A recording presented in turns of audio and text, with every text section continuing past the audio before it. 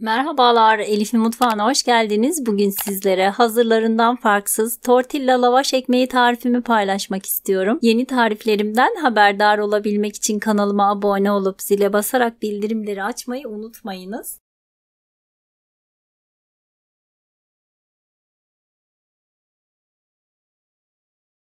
Yoğurma kabının içerisine 4 su bardağı unu alalım. Üzerine yarım çay bardağı sıvı yağ, 1 tatlı kaşığı kabartma tozu ve 1 tatlı kaşığı kadar tuz ekleyelim. Suyumuzu azar azar ilave edeceğiz. Aldığı kadar su ekleyeceğiz.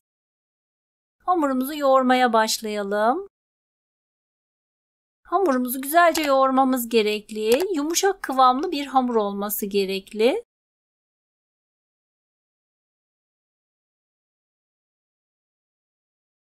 Daha sonra cevizden biraz büyük parçalar kopartıp yumaklayarak tezgahın üzerine yerleştirelim. Ben 18 adet beze yaptım.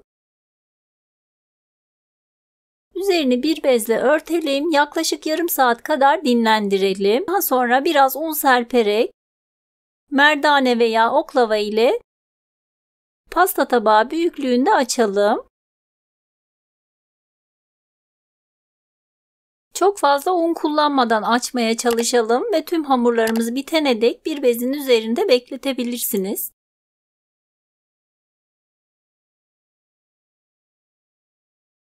Kalın tabanlı bir tavayı orta ateşte ısıtalım ve üzerine hamurumuzu yerleştirelim. Bir tarafı kızarana dek çevirmeyelim. Bakın gördüğünüz gibi kabarıyor bu şekilde. Daha sonra diğer tarafını da çevirerek her iki tarafı da kızarana dek pişirelim. Çok fazla kızartmayalım yoksa lavaşımız sert olacaktır. Zaten çok ince olduğu için çok kolay bir şekilde pişiyor. Mümkün olduğu kadar az pişirelim ve pişen lavaşlarımızı sıcakken hemen üzerini bir bezle örtelim ki yumuşak kalsınlar. Yoksa sertleşecektir. Buzdolabı poşetlerine yerleştirerek ağzını sıkıca kapatarak buzdolabında birkaç gün veya derin dondurucuda daha uzun süre saklayabilirsiniz. Umarım sizler de dener ve beğenirsiniz. Beğeni ve yorumlarınızı bekliyorum. Videomu izlediğiniz için teşekkürler.